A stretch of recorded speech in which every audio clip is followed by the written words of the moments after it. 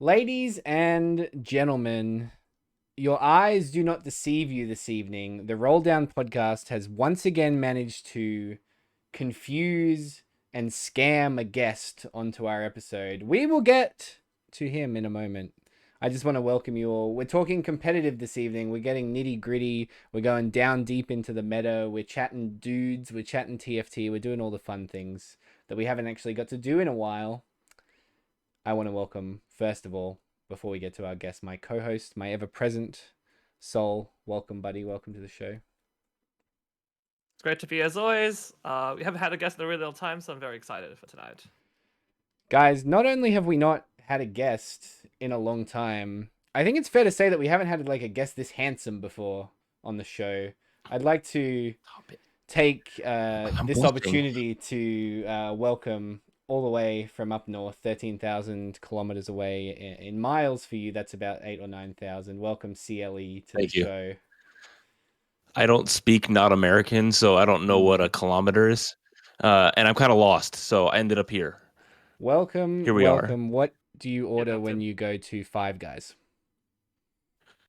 Oh, I don't go to Five Guys very much because it's actually like super expensive, but you have to get the whole thing, right? When you're there, you get the whole burger with the bacon and of course the French fries that spill over into the bag. It's fantastic. All right, guys. Well, that's been our episode. Thank you so much for joining us. It's been a pleasure to have you all here. We got the important stuff out of the way. Let's get into talking about this. Over the weekend in OCE, guys, we had back-to-back huge events. We also have one of the casters who was here for the whole thing. First of all, what we're going to talk about is we're going to talk about the LCQ. That was Saturday's last chance qualifier.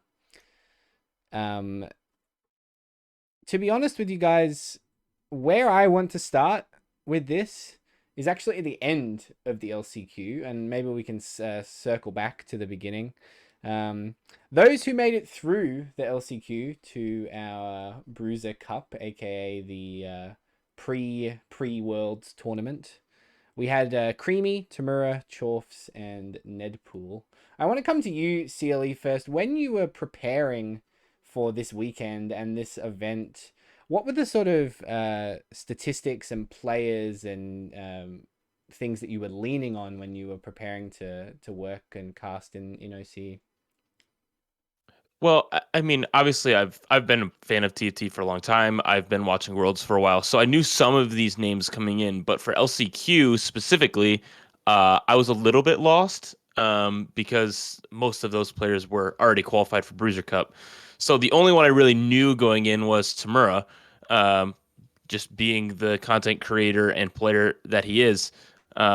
So leaned in a lot to you guys. You guys were able to help me out with some prep stuff. Obviously, Zanlo was on broadcast with us, and he's a knower, so that was helpful. And then Sebi and the whole team were awesome, so they were able to help as well. Yeah, I love that. That's great. Great to hear. When you're preparing to cast a TFT event, like this isn't your first TFT cast of all time. You've been working in and been around TFT for a good period of time now. What are you looking for, and what are the sort of statistics and ideas that you're hoping to pick up before you come into an event?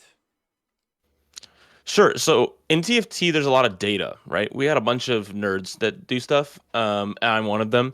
And so it's we get handed like sheets of data often of, hey, here's what these players have done, and it's like, okay, what does that even mean?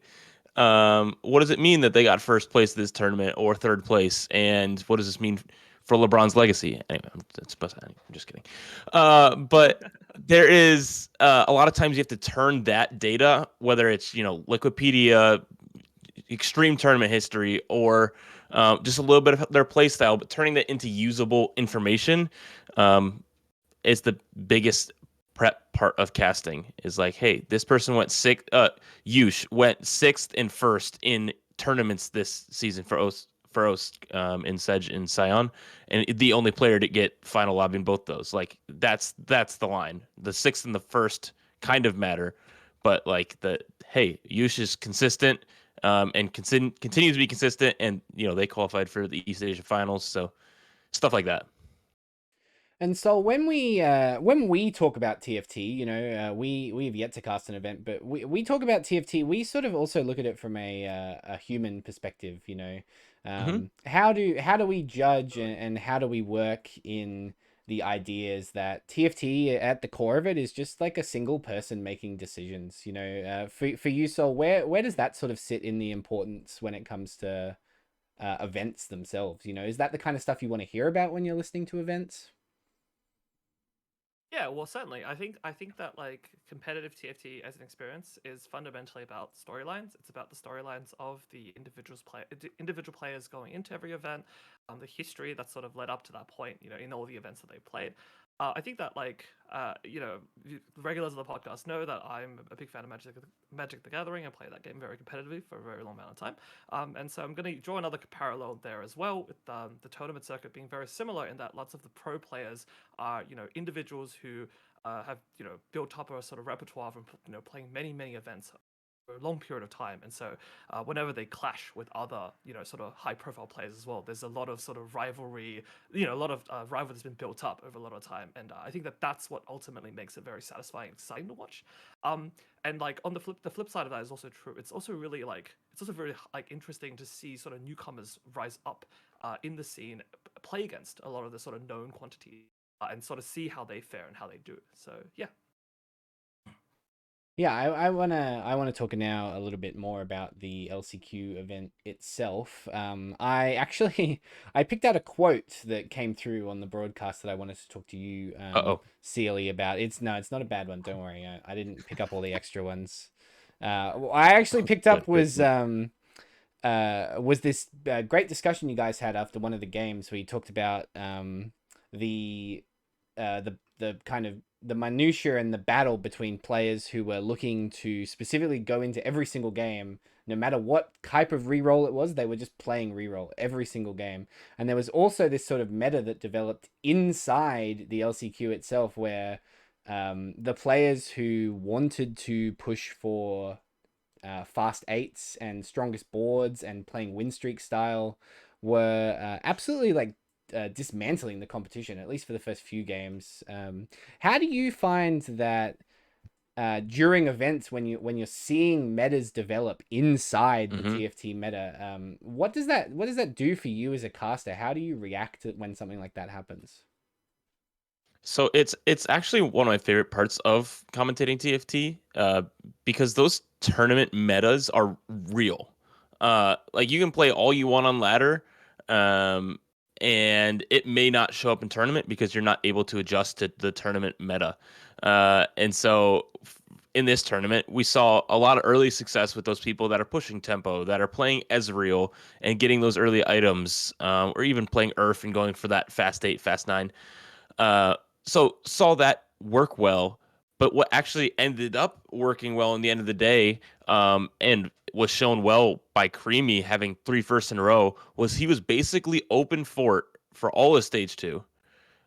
Would roll it down on level 6 for 2-star multicasters, win out for stage 3, roll it down at 4-5, hit 3 stars, and win the game. And so we saw a lot of people trying to do that during Bruiser Cup as well. But when multiple people do that, it's not possible. So you see like the meta changing, like going one way and then going back the other way. So it's very interesting to always watch what happens with tournament meta. Yeah, and let's talk a little bit about meta itself. I we sort of talked about it a little bit in the pre-show, but I want to get to it now. The patch itself. So we're the outspoken ones. We're the one. CLE's just done an event. We don't want to like bombard him with questions about the meta right now. This patch is kind of a shit show. No.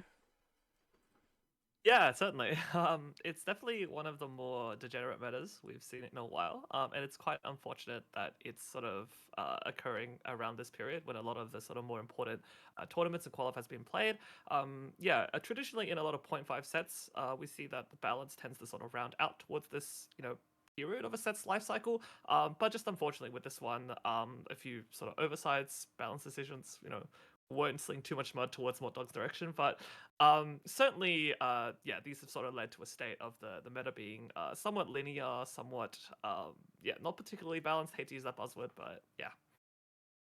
Celie, I'll bring a similar but slightly different question to you. There was a great thread today by Frodan and Bryce, very, very fantastic TFT commentators and players, both in their own right. They were talking about the preparations for NA's upcoming events, saying that the players who were doing the best and preparing the best were the ones who had the strong mental fortitude to block out the fact that Yep. they were having a terrible time playing TFT. Uh, what do you say when people talk about the mental aspect of the game? Like, where does that rank for you in kind of importance for events and tournaments? Do you like to talk about that on broadcast? Is it something that you lean into? Is it something that we don't really consider enough? Well, there is a lot to consider in that aspect. On Riot broadcasts, the goal is uh not to talk super poorly about metas or the game, because we want to obviously we're representing Riot Games, so there's that.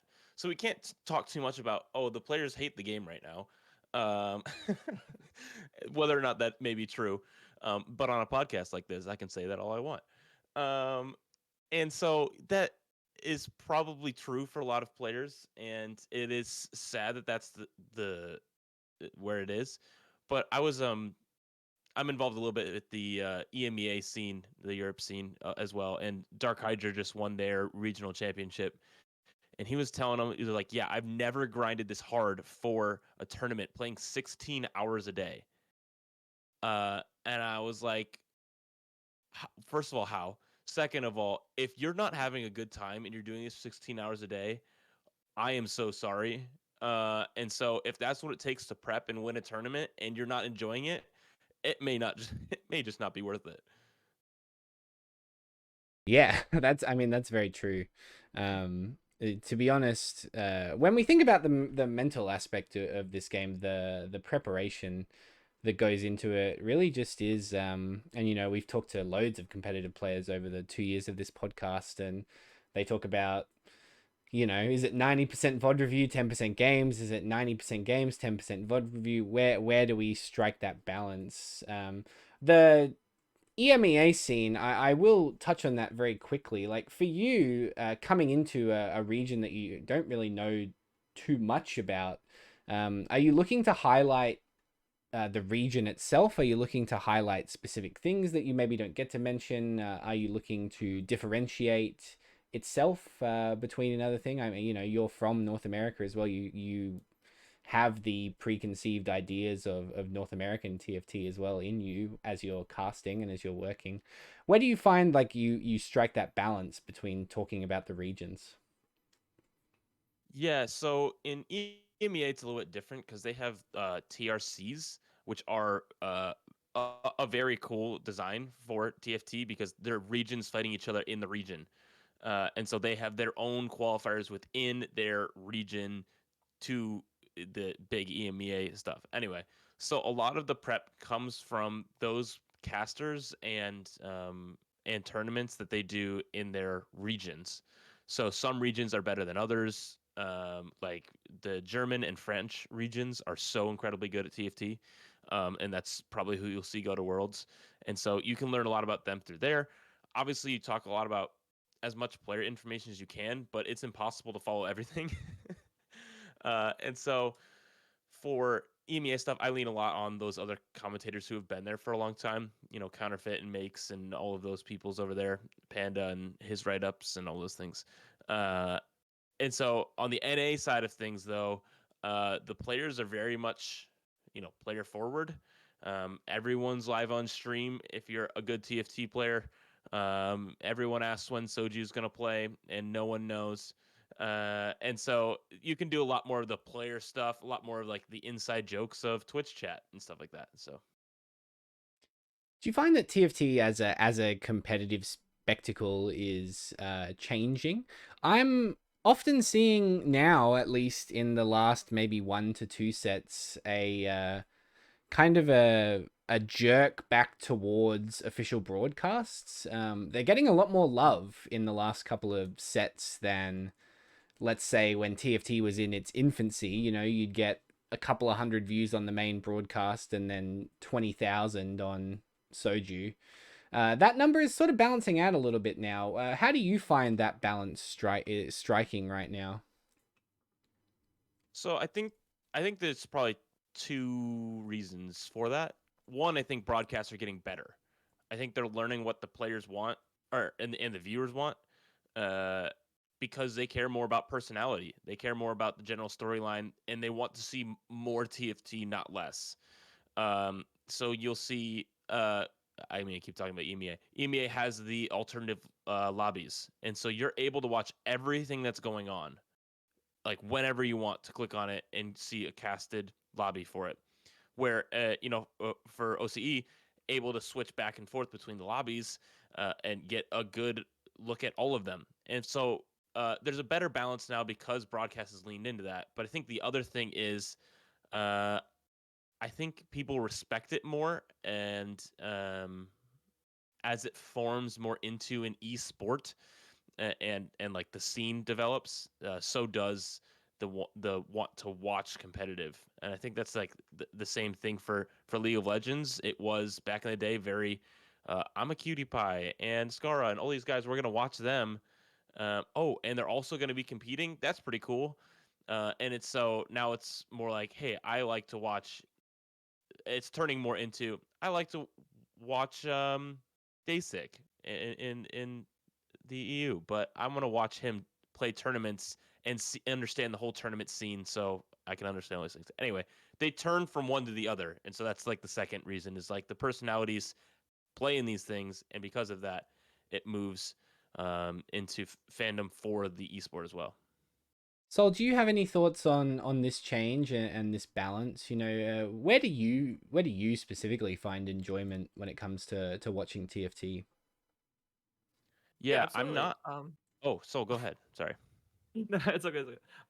Yeah, I think we're actually sort of in a bit of a renaissance period right now for competitive TFT. I think that like the game has, it's been a game now for I think 4 years at this point. And it's certainly had like its fair share of growing pains, right? I think that like the from the literal beginning set one all the way through probably to like set five. The sort of tournament scene was very very grassroots, very very lack of support from from Riot itself. Um, lots of sort of like small communities trying their best to make it what it is. And I think I want to say like set six was sort of the beginning where Riot really started to take take a look at it, really try to like put a bit more sort of resources, a bit more effort into it. And I think we're like slowly starting to see it, like we're finally starting to see it mature. Now that we've had set nine, as we approach into set 10. I think you see that a lot with especially with the, yes, like Celie mentioned, like the broadcasts. Over time, that sort of trial and error of like figuring out what works, what doesn't work. And certainly with the game like TFT, where in any given lobby there's 8 potential different POVs that you could be following. There's multiple different roll downs that could be happening at the same time. I think it's like certainly very tough, and so I think it's been really great to see that. Yeah, like this sort of re-heightened interest in the sort of main broadcast. Yeah, I think it's great. Let's talk Bruiser Cup now. This was our second day event, the one that was for all the marbles. I want to take this a little bit slow. Celia, I'm going to start with you. After a whole day or evening for you, early morning, whatever it may be, of casting, you have to get back up and do it all again tomorrow. What was that kind of preview like? How are you feeling going into sort of part two of the weekend? Yeah, I was really excited. First of all, I love high stakes competition with the best players. I think it's always super fun to watch. Just as a TFT player in general, outside of being a caster, so I get excited for these things. Uh, and so with the LCQ already being warmed up to the scene and understanding OC a little bit more in some of these players, just really excited to see what OC's best, right? Go at it. And I think that's really what we got to see.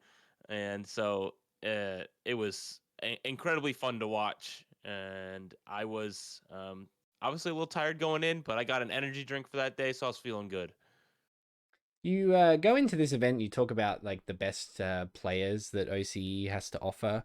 Was there anyone that you were like particularly looking forward to watching playing? I'm sure that there were players that you'd never seen or even really interacted with before. Is there someone that you were like really looking forward to watching? You mentioned Tamura earlier, so I won't make you say him again.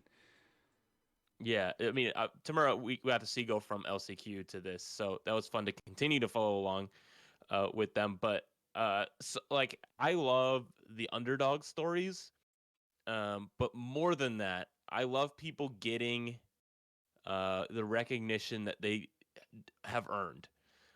And so for me, going in, Angora was somebody I really was excited to watch. I've heard the legends of how good they are, and they are top of ladder and it's not even close. Like they have 75 more ladder points than the second place person. And so I was so excited to see, okay, this player dominates ladder. I haven't heard of them outside of this prep because they haven't had a world's appearance. I'm like, that shouldn't be true, it seems. So I was very excited to watch Angora coming in. So talk to me. We've had Angora on this show before. It feels like it was maybe 16 years ago that we actually had Angora on this show.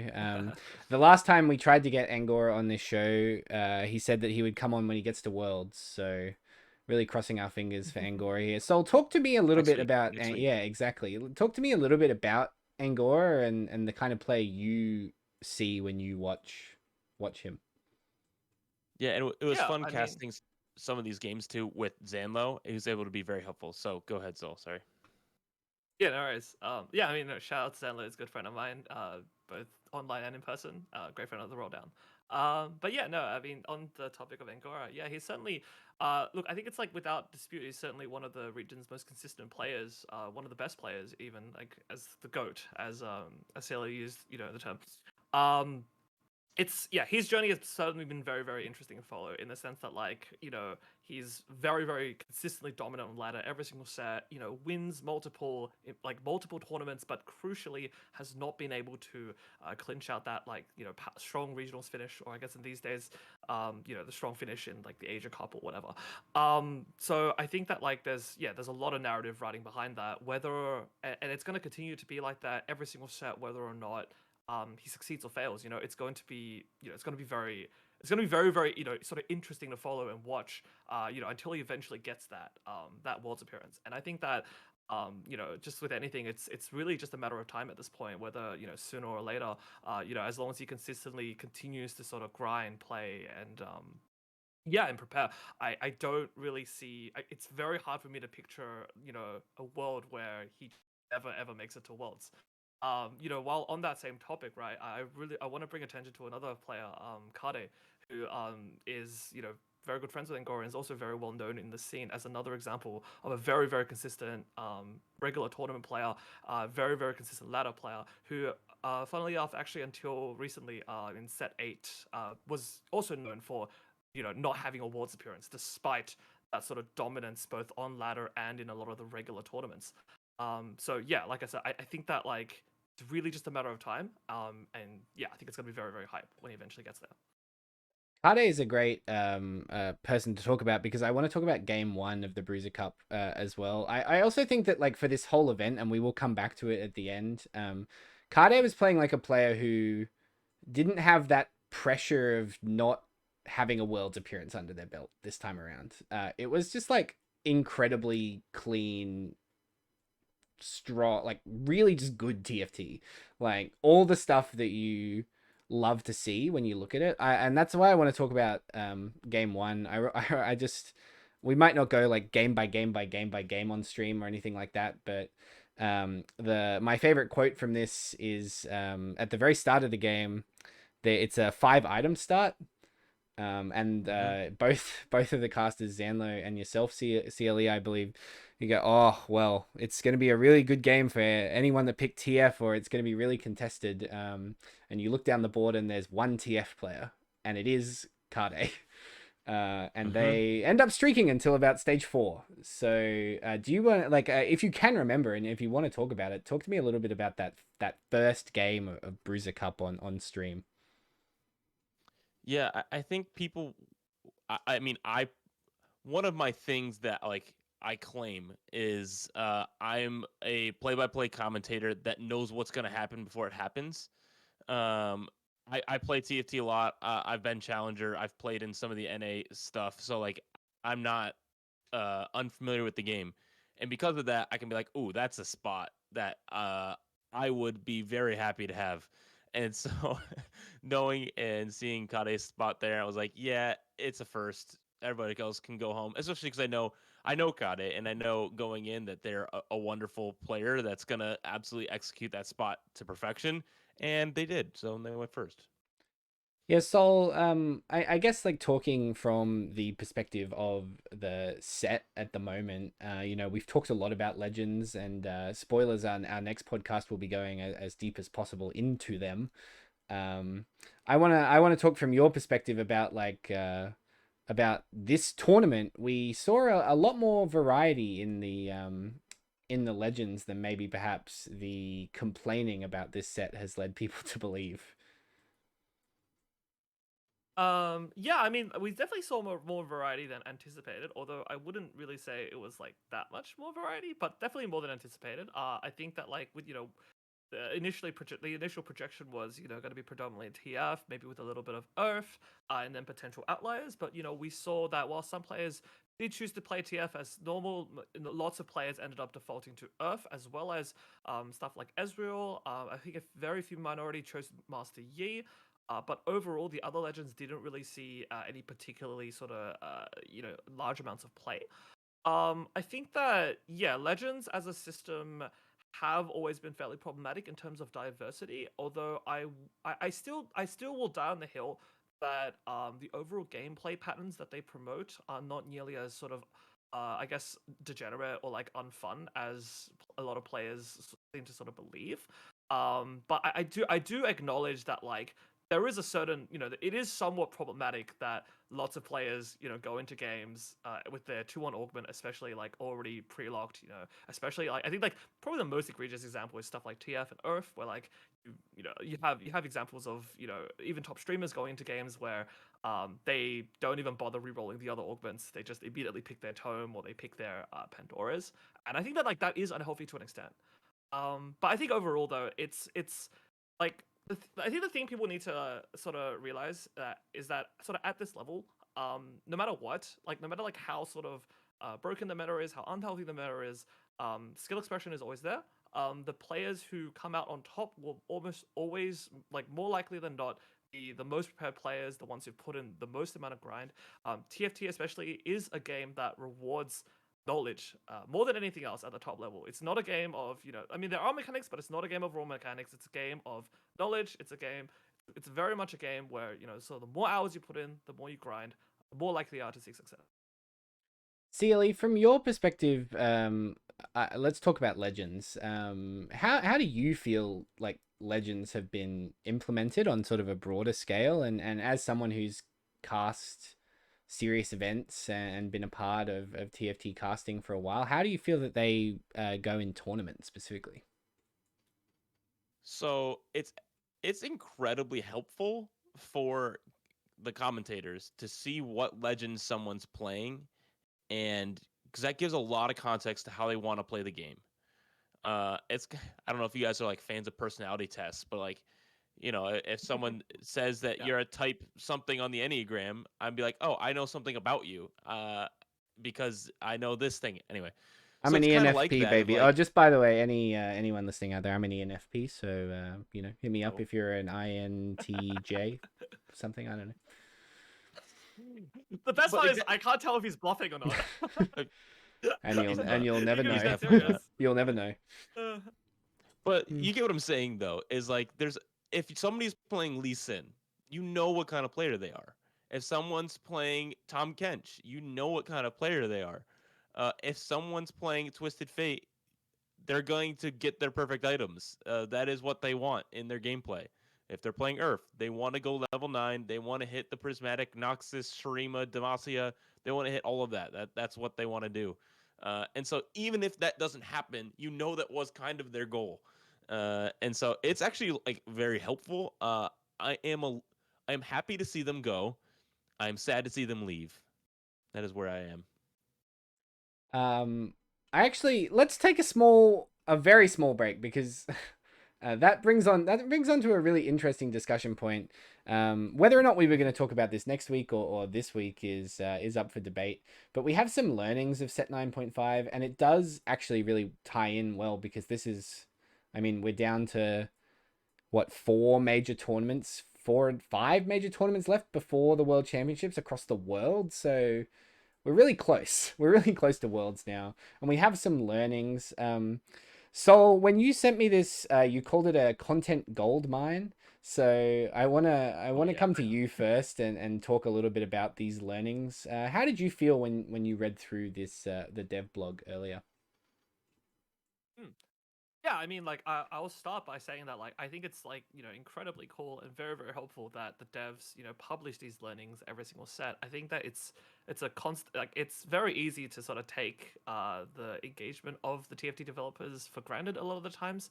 With a lot of other games, a lot of the devs, don't do stuff like this. They don't feel the need to have to justify their decisions. They don't feel the need to have to, admit to their mistakes and, where they can go from there. So I want to, yeah, sort of start by saying that, like, just even as like a baseline, it's really cool that we get stuff like this every single set.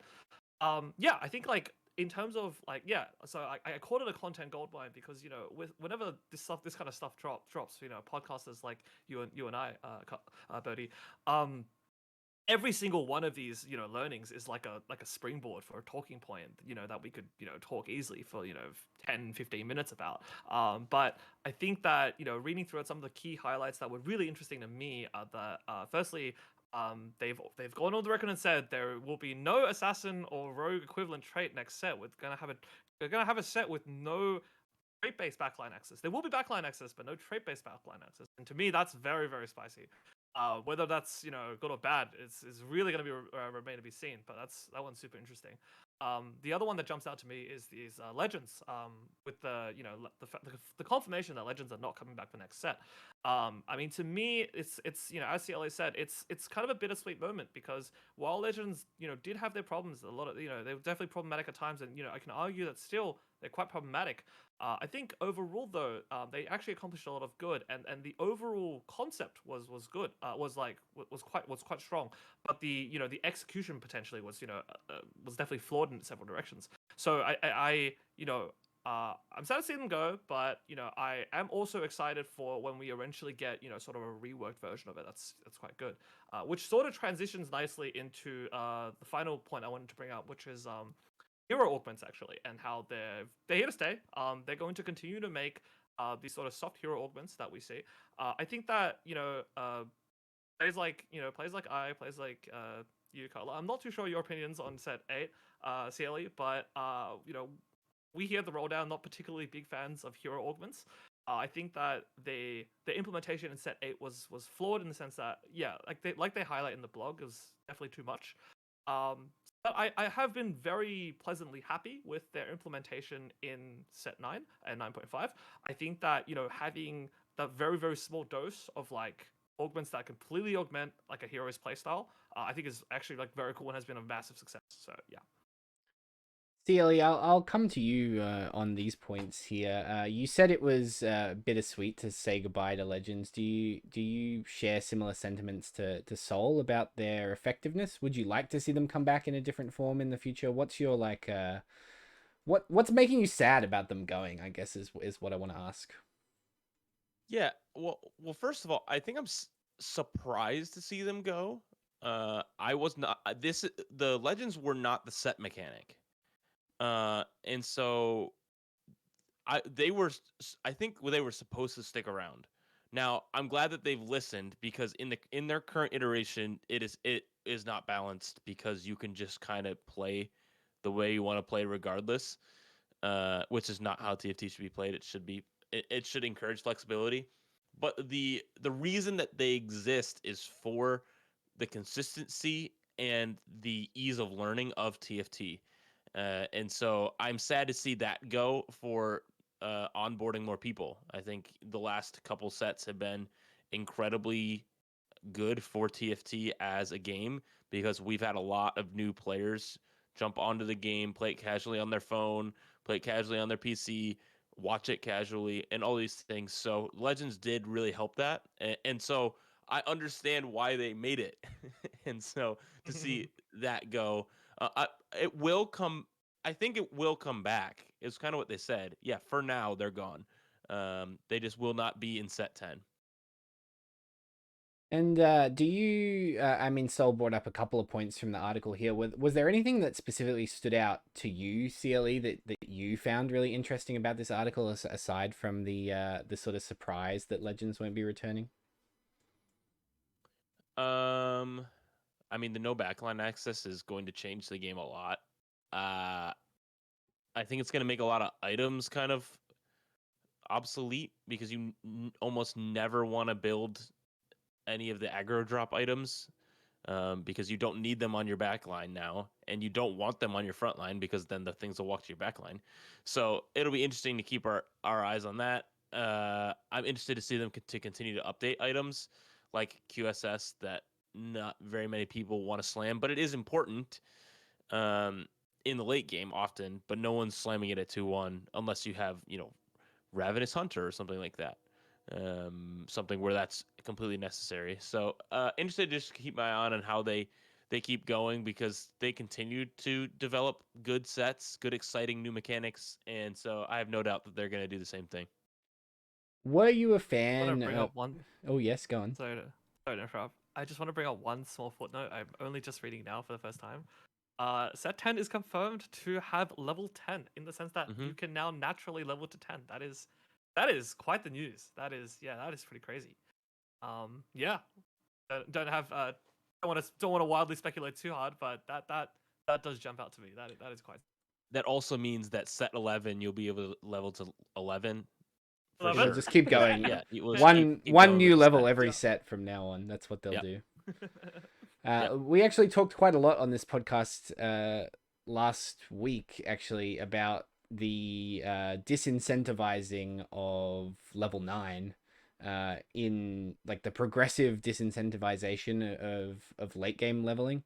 It's actually something we saw quite a lot of in the tournament over the weekend, and I want to Mhm. kind of get back to talking about the tournament as well, because we had a really good example of a level 9, like a capped out board in game 2 on stream.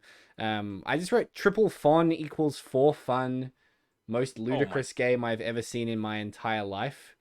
CLE, do you want to talk us through a little bit about what it's like to cast a quote unquote 4 fun round of TFT? Like it's just ludicrous.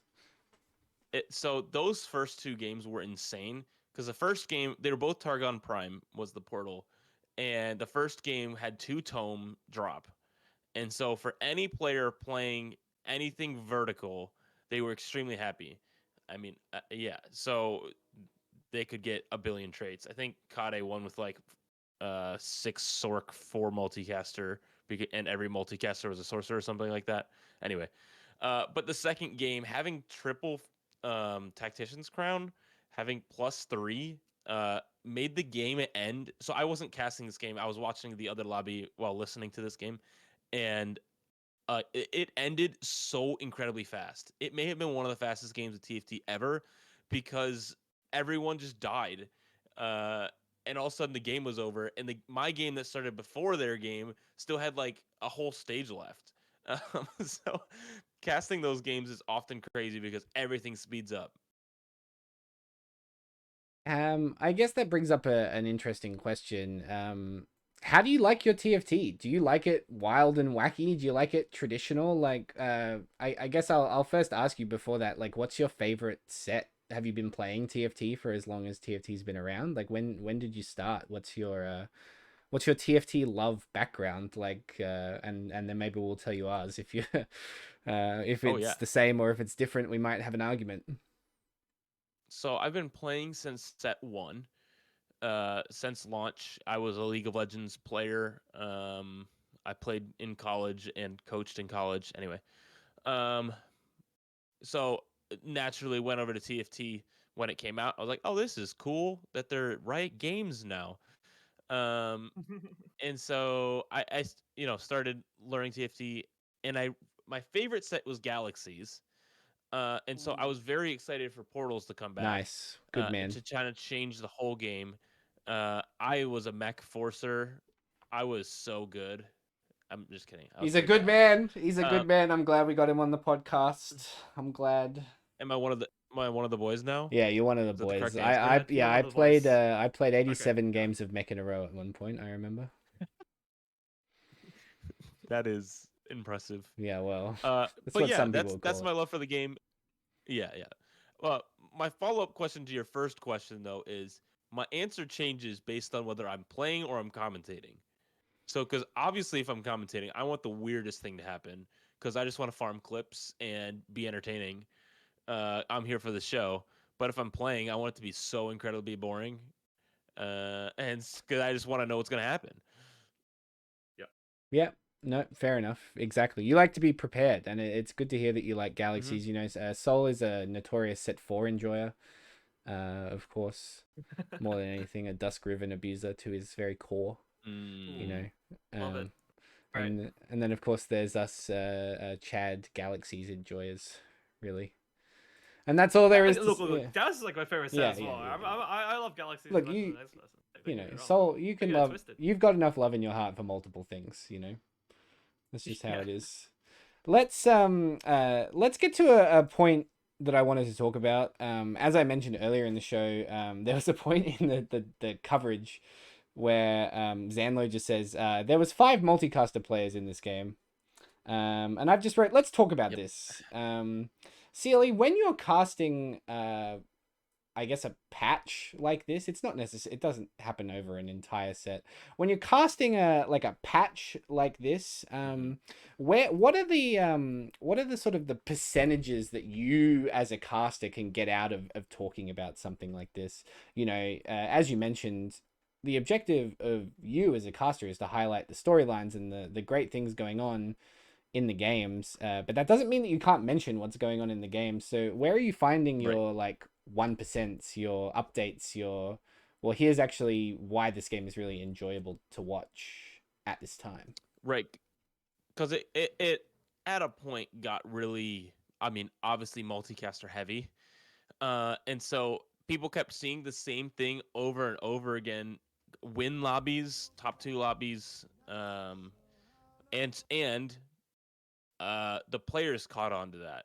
And so the development, I kind of referenced this earlier. The development went from, okay, especially on LCQ day, Creamy is destroying everyone with multicasters, able to open fort and make it work. Won 3 games in a row. It was that at the end there. It was late for me on the LCQ day, and the same thing happened 3 games in a row. I'm like, okay, this is a little bit boring. Um, but on Bruiser Cup day, people had learned, and so three people per lobby were usually doing it, and so that generally meant 2 of them went 7-8 and one of them went first. And so it was really fun to like analyze the spot of, okay, who's in the spot where they're going to go top 4 or first with these multicasters. How are they going to be able to do it, and what is everyone else going to pull out to try to beat it? It was kind of like the final boss idea. Yeah, I like it. I like it a lot. Can you also talk about and I want to talk about sort of one more little casting thing here as well. You know, Sol and I are very much at the point where we're really interested in moving towards casting Mm-hmm. and things like that. So where do you get your where do you get your desire to cast? You know, you mentioned that you like coach League of Legends when you're at university. You know, you got into TFT early. You've been there a long time. Is it something that you've always wanted to do? Like, do you work on the radio outside of this? Like, what's going on? Where did you get this desire to want to like work on events? So I don't work on the radio. Okay, Um, we've narrowed it down. I Yep, there you go. That's it. I'm just kidding. So I don't work in the radio. I do public speak often.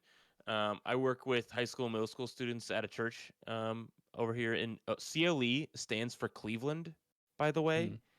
I have learned that this, I mean, obviously Oh. internationally that doesn't uh mean as much, but some of my friends for a long time just realized that's what that means, and I'm like, you're asking me where I live? I'm so confused. Anyway, I didn't want to uh be presumptuous. so I've lived in America before, so I knew what it meant, but I didn't want to be presumptuous. It could have stood for cool legend Eric. yep, Eric's not my name, but cool. Exactly. Well, That would exactly. be a Like great it name would have though. been great as Yeah. well because could be your Yeah, middle name. I get it. Anyway, um my passion for casting came when I was attempting to be a competitor, um, which had varying ups and downs, and it was fine. Um, but the desire to commentate came from I love to talk about this game. I love to talk TFT, and I've always loved, as my friend Boop says, flesh sports, which makes me feel incredibly uncomfortable, but I love it. I love football, American football, and commentating in that is like one of my favorite things. Like I would always be in my bedroom, like fake commentating the play-by-play of a football game. Anyway, and so wanted to always give that a try. And so TFT, I was like, there could be something here. I know a lot about this game. There's not a lot of people doing commentating, and so I reached out to some tier 2 grassroots people, and this was only just over a year ago, and started just doing it because they needed people. So I think it was at the end of set 6 when I started commentating. And just for the record, so everyone's aware, who is your favorite football team and football player? American football, sorry. Yes, American football, Cleveland Browns, definitely. My favorite player, may his Achilles rest in peace, is Nick Chubb. He's fantastic. Oh, poor Nick. Oh, and yeah, well, this isn't a sports podcast, and I don't want to derail this, but Flesh sports. maybe we'll get you back on another episode when we do a spin-off TFT and sports series, because Mm. my background is as a sports commentator and sports journalist, so I've been doing that for about a Oh, decade. cool. So yeah, we're gonna start a TFT sports club, which is a real niche because it's there's some real mixing of some nerdy cultures there going on. Oh, there really is. We'll come back to that. There is a little bit more OCE competitive TFT I want to get to. We're closing in on the hour mark. There's a point I wanted to bring up as well, where halfway through, you just uttered the phrase "Creamy is playing out of their absolute mind right now," where they had 4 first places in 7, I think 7 games. Like they won the last 3 of the LCQ, or 3 of the last 4 of the LCQ, and then won the Yep, yep, third Bruiser Cup game. yep. What's it like to commentate someone that's on a hot streak? What's it like to, do you like instinctively want to follow that player more often? Do you want to hope that you get to see their lobbies more often? Do you want to talk about them more specifically than others? Like, what's it like to kind of focus in on a player performing at a really high level? So I think it's really easy to do so, to like say, yeah, Creamy is absolutely on hot streak. But I think it's even more fun for me to watch how people respond to that, because clearly they've got something figured out. So one, how do we stop it? Or two, how do we steal it?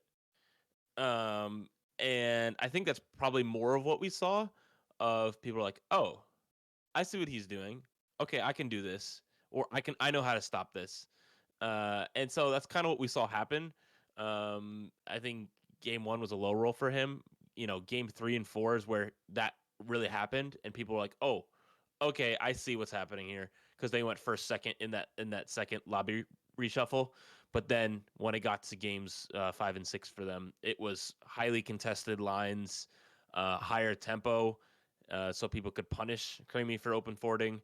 Uh, I think it was both of those games, he lost his streak at the end of stage 2, and because of that, the econ wasn't there to roll it down and recover from that giant roll down that he was doing at level 6. So watching people respond to that was really, really cool. And it did cost Creamy the spot at the East Asian finals, because people were able to adjust. And so he missed out by only 2 points. Yeah, Sol, you out of the two of us have been the one that has competed in a lot of events and things like that. Can you talk a little bit about what the pressure is like for a player during a sort of a high tier event, like especially when it comes to getting through and missing out on points? Like, you're pretty much an expert at that. You know, you've had a couple of close calls in tournaments. Was the flame Yeah, no, intended or? absolutely. No, no, it's a good thing. Sol, Sol's actually made it through on tiebreakers and things like that before. Oh, Let's just say nice. my You're the one. good side of it. I don't know. I feel like my one claim to fame, like in OCE competitive, is squeezing through as the 16 out of 16 slot on the first day of regionals, and then going 16 out of 16 on the next day. So Beast. yeah, no, certainly. I think that like there definitely is a lot to be said about the sort of mental game that goes into it, the sort of pressure that gets the players as they get to those final games and they need very, very specific placements to clinch it out. I think that like yeah, I think that the players who sort of end up doing the best, as like that end up handling it the best, are typically the players who don't really let the pressure phase them. They don't let the pressure like make them wildly deviate from the game plan that they've been sort of playing up to that point to get there to begin with. I think that like more often than not, when you see players crash and burn, it's usually because they feel the desire to have to sort of go for that mega high roll spot. Because because of the added pressure, when in reality if they simply just played the playstyle that got them there to begin with, maybe with a few minor adjustments at best, depending on how the lobby is playing, that would lead to a better average on outcome, and so yeah, that would lead to a better outcome on average. And I whenever I talk about competitive TFT, I use a lot of these buzzwords that deal with probability, like this person on average should get this result, or they're likely to get this. And I think it's a very big reminder that at the end of the day, no matter how much prep you put into it, luck is a very big factor. And it's certainly just because a player is on a cold streak does not necessarily mean they're a bad player, and the reverse is also true. Just because a player is on a hot streak does not mean that they're not making any mistakes at all. So I think I think it's definitely I think it's like definitely easy to lose sight of that as like a competitor. It's very easy to sort of forget your fundamentals, to essentially let the pressure get to you, sort of make you make decisions that you wouldn't really have normally done had you had more clarity. And I think that like that definitely is a more underappreciated aspect that goes into these that's sort of working behind the scenes in a lot of these games. Yeah, very true. CLE, do you share similar sentiments about the kind of the minutia of competitive TFT? Is that your feeling when you're on a cast as well, like the where the pressure lies for these players? Mm-hmm. Yeah, the clutch gene per se is really necessary in TFT, especially in uh on the world stage at some of these tournament stages where that checkmate format exists. That's a whole different can of worms. Anyway, about tournament formats and all those things. But I think of somebody like Tamura who was outside looking in, entering game number 6, and was able to pull out a win to get themselves to the East Asian Finals. Uh, I did a write up on X, on Twitter, whatever it's called, about some We OCE can call it players that I Twitter was. here. That's fine. That's okay. Okay, good. But Yo, yeah. I did like a little write up on 4 players that I'm looking forward to continuing to watch this weekend. And one of the things I said about tomorrow was, yeah, the clutch factor is there. They were able to continue to dominate day 1, day 2, do what they needed to do to get through, and I think that could be true of them this weekend, clutching up and getting another world slot. Yeah, let's talk about our competitors now going through. We have 8 players going through to the East Asia finals. Kade, Huey, Angora, Yush, Tamura, TXE, I call him Ron, Aurora, and Moose. I guess there's 7 names here that for OCE competitive are like the golden names. There's like the seven of the players that you would Yep. really expect to be at this point, and then you have someone like Moose. someone who a lot of people probably wouldn't be familiar with. Like in some of our notes, we had to write like just really good on ladder or really good ladder player because it's hard. A lot of these players are new to events like that. CLE, I wonder what it's like for you coming into a region and you get to the point where there's someone that you actually aren't available, like you don't really know anything about really aside from the fact that they're kind of a good player on ladder. Like, oh, they hit rank 3 in set 8 or at 8.5 they were this rank. What's it like for you to come into a tournament with like that experience? So that makes these players are difficult to commentate because the, we we don't have much to talk about, and this is obviously no disrespect to them. I don't know them, and so like in NA, it's different because I'm very involved in the grassroots scene, and so this random player that qualified, I've probably talked to or played in a game with or seen in a tournament, um, because that's where I'm plugged in. But in a thing like in a place like OCE where I'm not playing ladder, I don't know anything about or the way Moose plays or anything like that. Um, it is hard to talk about them, and so we didn't. We talked. We did when they're on in their game, but like we don't talk about them as a player. We talk about Kade and Huey and Angora and like all these players that people know. Uh, and so it just makes it more difficult. And I always feel bad because I love highlighting the underdog players, the players that people should respect, and just wasn't able to get enough information. And maybe I should have just made an OCE account and tried to stream snipe them. I don't know. Yeah, and that's the thing. Like, we're in a game where sometimes there will just be players who you've never heard of before, just because Hmm. you don't know who the players are on the ladder. Someone could name change and all of a sudden you lose track of where they are on the challenger ladder for 6 days because you can't remember which one was which and why they aren't there anymore. All of a sudden you get a week in and you've completely lost track of where you're going. So for you, these 8 players, they're going into a huge event next week. It is an event with world slots up for grabs. Like, who are you going to be looking out for? I know that we're going to be co-streaming some of this on Friday night potentially. Like, where are we looking? Where are we Hmm. going? Where are we putting our Um, focus? Damn. I mean, yeah, like of the names you just mentioned, right? So many of them are very sort of notable OCU players, especially in the in the notes that I provided CLE with. I literally just went and like highlighted traditionally dominant players in OCE, and so yeah, I think that like I'm personally partial to a lot of the players I've had interactions with. So I'm gonna be rooting for players like Ron, TXC. Sorry, yeah, players like TXC, players like Tamura. I'm rooting a lot for them. But it just as a region, I'm behind all of our players, right? Anyone for OCE, I'm definitely gonna root for them, especially when it's like a region versus region sort of a kind of event. I think that like those kinds of events always sort of like bring the whole region together to sort of really get behind the players.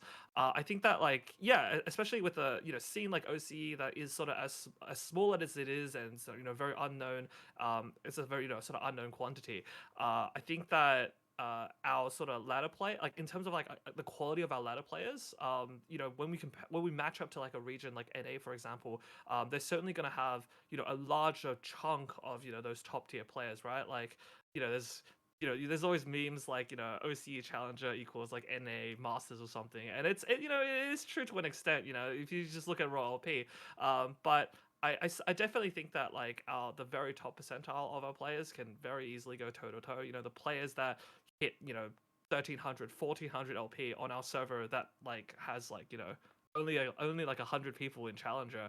um and if you look at like the LP gaps, it's literally like a canyon, right? Like you have rank 5 is like 1.1k, and then the next rank below it is like sitting at like 700. So yeah, certainly I think like our top players can definitely put up a show, and the beauty of TFT is that anybody can win. So even if the competition is a bit better, I think that I still like our chance. And just a quick note on that is even in NA, that's true. There's a huge difference between are top of the ladder and me at 200 LP Hmm. Masters.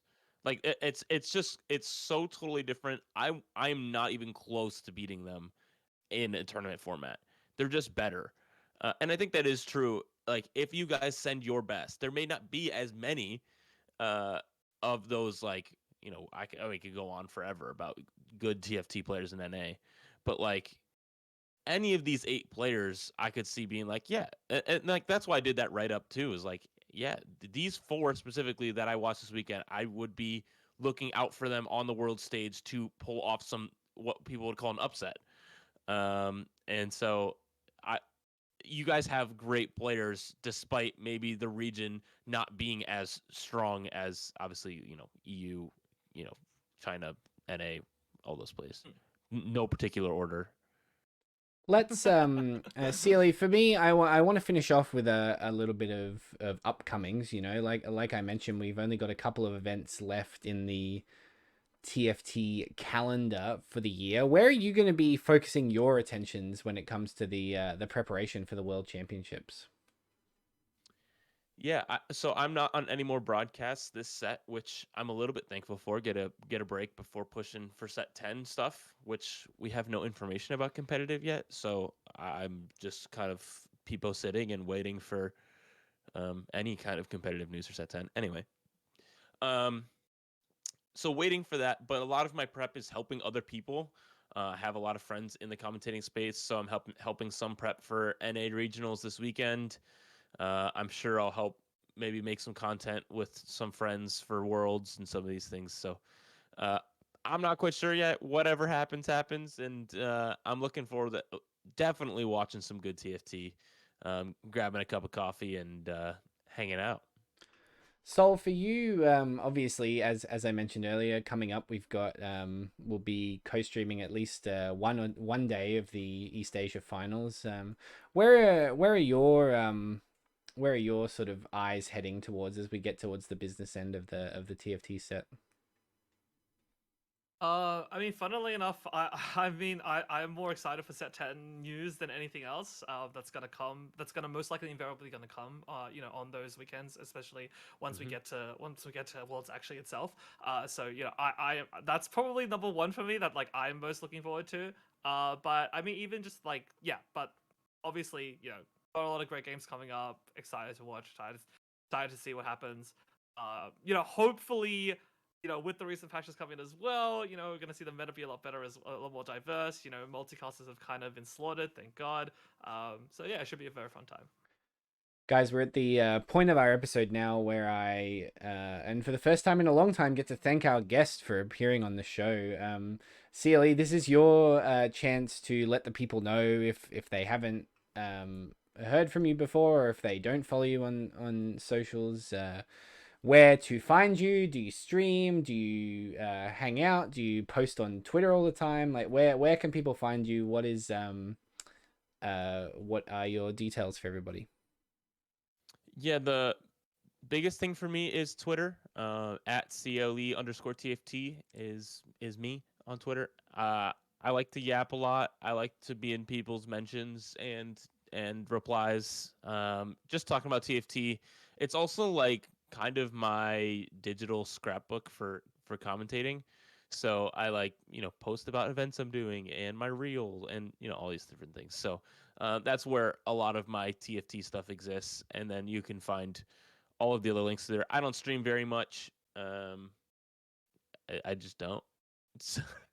Preach, brother. Sometimes I'll turn it on. Preach.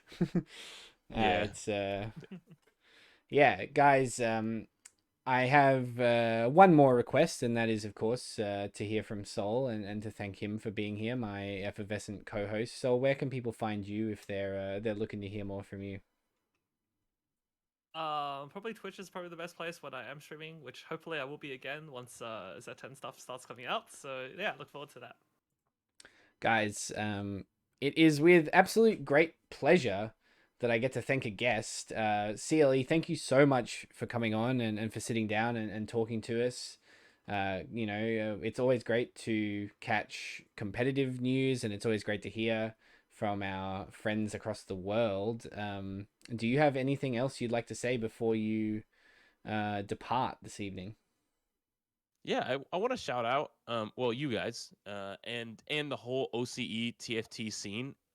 It seems like a really fun, uh, good group of people. I love what Sebi, she's fantastic, and just loves you guys and building community.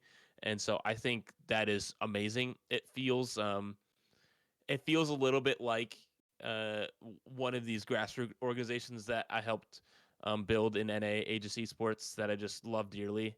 It's like, yeah, we're all in this together. We all root for one another, and you're part of the family. And I felt that as soon as I stepped in. So thanks for being so welcoming and giving the opportunity to be out here. It's been a blast. Guys, that's going to do it for the roll down. This is season 3, episode 4. This is episode 40. 40 episodes. I can't believe we've made it. That's about as old as I am. So, guys, it's time to say good night. Thank you so much for joining us, or for CLE, it's have a great day. Guys, thank you so much for listening to the Roll Gotta go to Down work. podcast. Please stick around while I find somebody to raid, and we hope to see you guys next time. Thank you so much. Thanks so much. All right, take care. Bye, everybody.